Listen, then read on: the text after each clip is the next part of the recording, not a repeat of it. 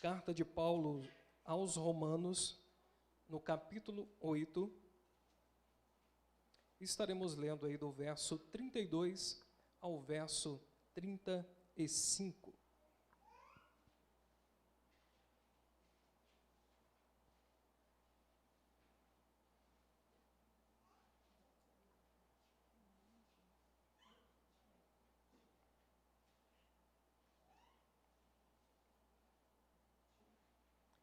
Carta de Paulo aos Romanos, capítulo 8, versículo 32 ao 35. Então, para você que nos acompanha aqui, está com a sua Bíblia, com o celular, pessoal que nos acompanha aí pelo YouTube, né, acessa aí o seu celular, se não estiver usando ele para assistir, mas se estiver usando ele, o Fábio colocou aí para vocês o texto, né, já na tela. Aqui ainda não está, não. Amém? Todos encontraram? O pessoal de casa também encontrou? Fala amém aí. Amém, né? Então vamos lá.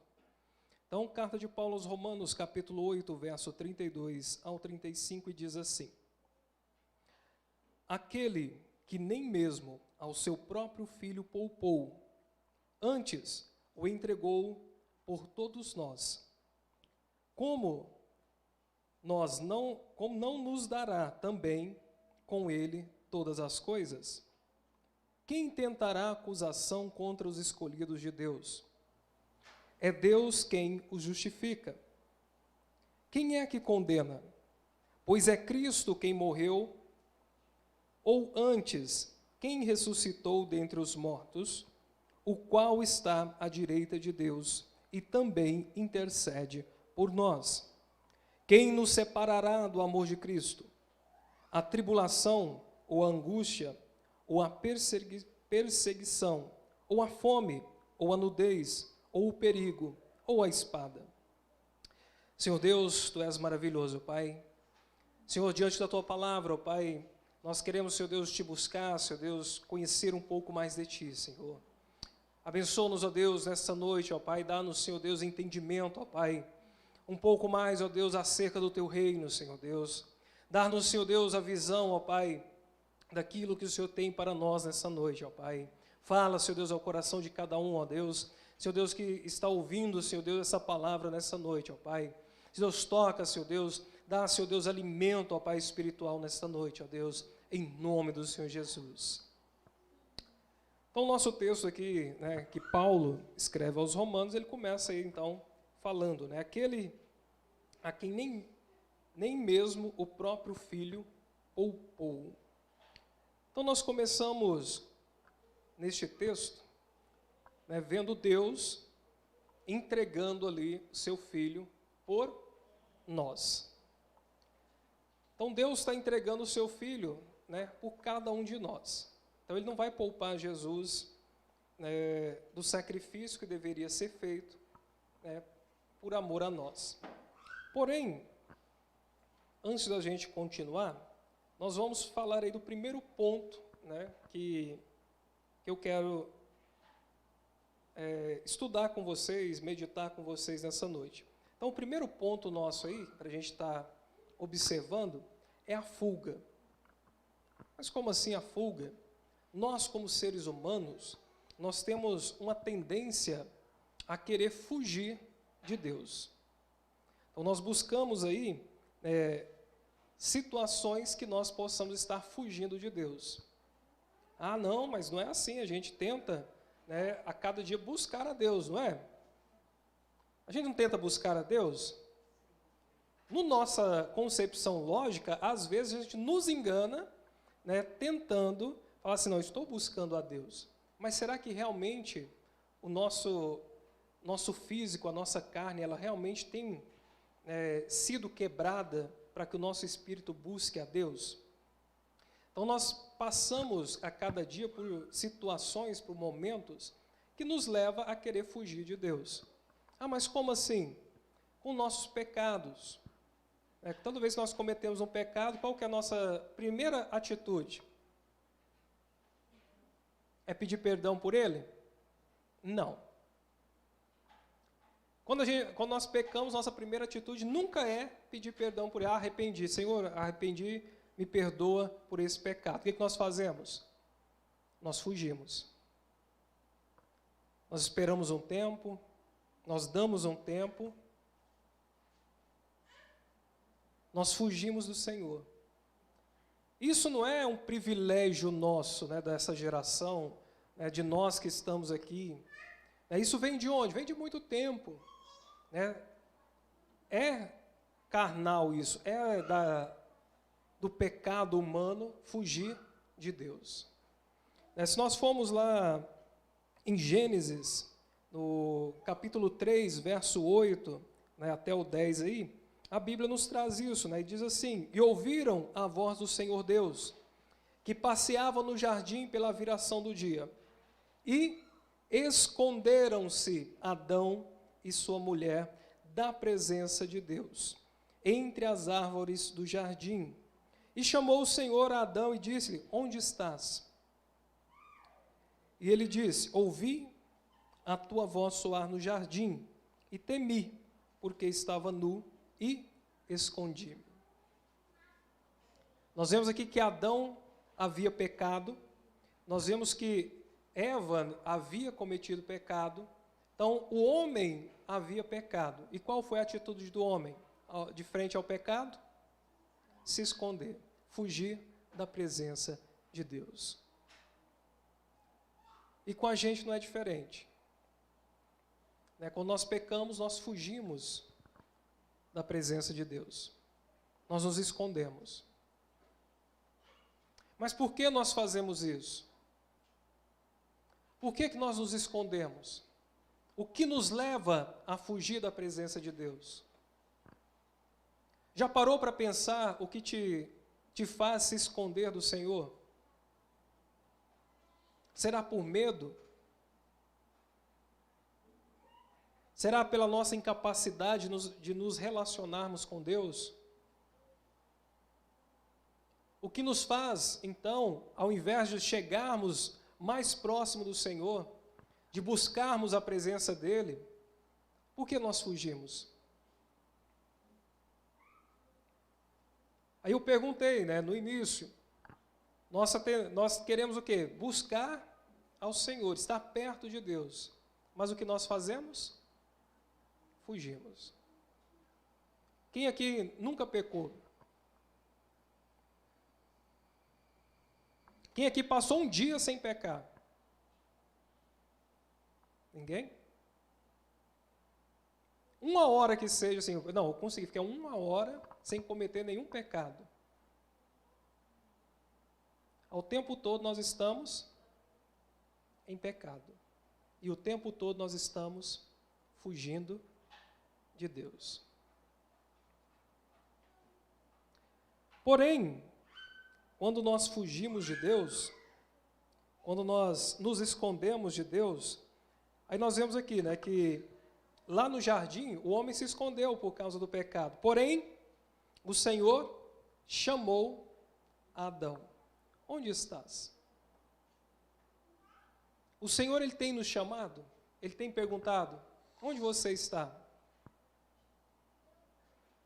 Ele tem olhado lá para o Elber e fala assim: Elber, cadê você? Está aí no meio do mato. Onde você está? O que você está fazendo aí no meio desse mato? O Senhor tem nos chamado. E aí nós entramos então no nosso segundo ponto. Quando nós fugimos de Deus, vem a separação. E aí nós estamos então separados de Deus. Em Gênesis ainda, o pastor deve comentar lá, esse menino gosta muito de Gênesis. Só porque eu estudei um ano na sala de adolescente, Gênesis 1, e aí ficou, o Gênesis. Mas Gênesis 3, 24 diz assim: o homem havia pecado, havia se escondido de Deus, e havendo, então, lançado fora o homem do jardim, pôs querubins ao oriente do jardim do Éden, e uma espada inflamada que andava ao redor para guardar o caminho da árvore da vida. Então o homem estava separado. O homem então foi separado do jardim de Deus. Foi separado ali da árvore da vida. E na nossa vida, quando nós pecamos, o Senhor nos lança fora da vida eterna? Será que o Senhor nos pega ali, nos lança fora dos céus e fala assim, agora você não pertence mais aos céus, agora eu vou separar aqui, vou colocar um anjo para te impedir de chegar até mim? Será que hoje ainda é assim? Nós sabemos que não, né? Hoje, quando nós pecamos, nós tentamos ali, nós fugimos do Senhor, nós nos escondemos do Senhor. Porém, o Senhor Deus, Ele não coloca algo nos separando dEle. Na nossa mente, no nosso coração, nós levantamos aí barreiras, levantamos aí obstáculos para tentar separar Deus de nós. Nós criamos empecilhos, nós criamos desculpas, nós criamos situações para tentar ficar longe de Deus. Mas o Senhor, Ele não põe nenhuma barreira entre Ele e nós. O Senhor não vem aqui colocar algo que nos separe dEle. Mas nós levantamos aí muros e paredes para tentar nos esconder de Deus. E dentro ali, vendo o jardim, o homem estava separado do jardim. Mas Deus ainda se fazia presente. Deus não havia deixado de ser Deus. Deus não havia deixado a terra e falou para o homem, agora vocês estão sós, agora você está sozinho, você vai se virar, porque eu já não pertenço mais a este plano. Deus continuava ali, trabalhando, conduzindo, fazendo as árvores crescerem, fazendo os animais darem crias. O Senhor estava ali presente. O homem tinha que trabalhar? Tinha. Ele tinha que se alimentar do suor do seu trabalho? Tinha. Mas ele ainda estava vivo. Porque o Senhor ainda o deu vida, porém o separou do jardim. E hoje nós não temos mais essa separação.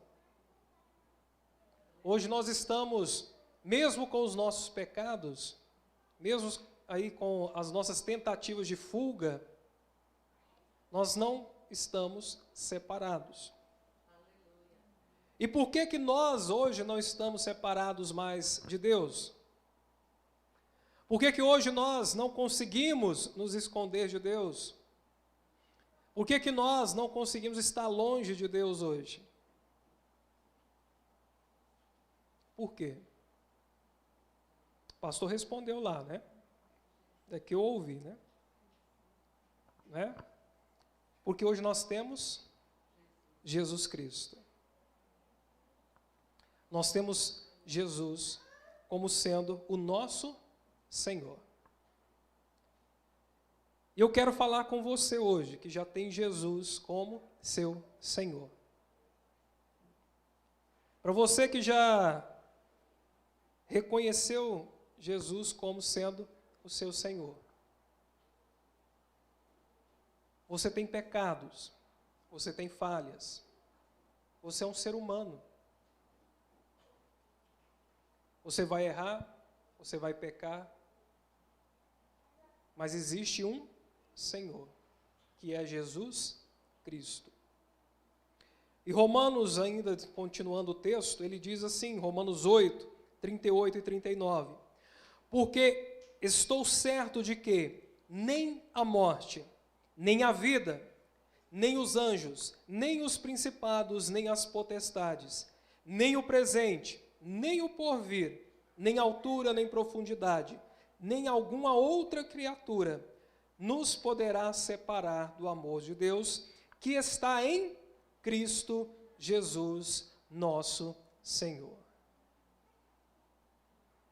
Você que tem Jesus como seu Senhor, nada pode te separar de Deus. Então, o seu pecado, a sua falha, os momentos ali que você vai cometer um deslize, você vai pecar, porque nós não conseguimos ficar sem pecar, que somos seres humanos cheios de falhas, cheios de erros. Nós vamos errar. Nesse momento, não fuja do Senhor. Lembre-se nesse momento, Jesus Cristo é o nosso Senhor. E é por meio dele que nós estamos ligados a Deus. E não é possível fugir da presença do Senhor. Então não há nada que venha nos separar da presença de Deus. E você que ainda não aceitou o Senhor como Salvador, você que ainda não reconheceu Jesus como seu Salvador, será que você também está ligado a Deus? É possível. Basta você se entregar e aceitar o Senhor como Senhor e Salvador da sua vida. E aí nada poderá te separar do amor de Deus que está em Cristo Jesus, o nosso Senhor. E dentro desse texto, então, nós podemos ver alguns pontos, para a gente frisar aqui, então, que nada, então, pode nos separar. Mas e a morte? E se morrermos? Se morrermos em Cristo Jesus, a morte não nos separará? João 11, do 25 ao 26, os versículos 25 e 26, diz assim: Disse-lhe Jesus: Eu sou a ressurreição e a vida. Aquele que crê em mim, ainda que morra, viverá. E quem vive e crê em mim, não morrerá eternamente. Você crê nisso? Então, João nos diz que, mesmo a morte, mesmo que eu morra, João 11, 25 e 26. Então, mesmo que eu morra, não tem como eu estar longe de Deus. Pelo contrário, aqueles que estão em Cristo viverão eternamente com Deus. Mas e a vida? Porque o texto diz, nem a morte, nem a vida. Mas a vida não nos separa de Deus? Também não. Em João 10, 10, o texto diz que o ladrão vem apenas para roubar, matar e destruir. Eu vim para que tenha vida e a tenham plenamente. Então, em Cristo, se estamos vivos, temos uma vida plena. Olha quão maravilhoso é a palavra do Senhor. E quão falho nós somos diante disso. Nós, às vezes, tentamos medir o Senhor pela nossa fraqueza. Nós tentamos moldar o Senhor pelas nossas falhas. Às vezes eu me sinto ou vejo-me como mais poderoso do que a palavra de Deus. Eu vou por mim próprio, pela minha própria vontade, me afastar de Deus. Eu vou me esconder de Deus. Eu não sou digno da presença do Senhor. Eu não sou digno de estar na casa do Senhor. Eu não sou digno de falar a palavra do Senhor. Não sou digno de ler as suas escrituras, nem de cantar seus louvores. E não somos. Nisso você tem toda a razão, nós não somos dignos. Mas o Senhor é quem nos santifica. É o Senhor é quem nos purifica. É o Senhor é quem nos capacita. E pela sua misericórdia, nós podemos louvar, nós podemos adorar ao Senhor, nós podemos nos entregar à presença dEle, nós podemos nos arrepender dos nossos pecados e sermos perdoados. Por intermédio de Jesus Cristo, nós estamos eternamente ligados a Deus. Mas o texto ainda traz: nem a morte, nem a vida, nem os anjos, nem os principados, nem as potestades. Gênesis 3, 24, trazendo lá o texto. E havendo lançado fora o homem, o Senhor pôs querubins para guardar o jardim. E uma espada de fogo que rodeava o jardim, guardando o caminho da árvore da vida. Ali naquela situação nós vemos ali que o Senhor coloca ali um querubim para impedir o homem de voltar ao jardim. Mas o texto de Romanos, de Paulo aos Romanos, nos diz que nem os anjos, nem os principados, nem potestades pode nos separar de Deus. Então não há nada que possa nos afastar do Senhor. Em Cristo Jesus, nós somos então ligados ao Senhor. Estamos então conectados eternamente ao nosso Deus. Então olhe para você, observe aí sua vida, analise aí o seu dia a dia e veja como está a sua vida. Veja o que você tem feito nos seus dias. Como você tem agido diante das situações pecaminosas, das situações que não agradam a Deus. Se você tem tido uma atitude de fugir, de se esconder, se você tem tido uma atitude de se distanciar, de tentar se distanciar de Deus, comece a mudar isso, porque não tem como fugir de Deus. A Bíblia nos diz que toda a terra está cheia da glória de Deus. E nós estamos estudando o livro, na escola bíblica, na sala de adultos. Estamos vendo lá todos os atributos de Deus. Sua onipresença, sua onisciência, sua onipotência, seu amor, sua justiça. Então não tem para onde nós fugirmos. Não há como fugir da presença de Deus.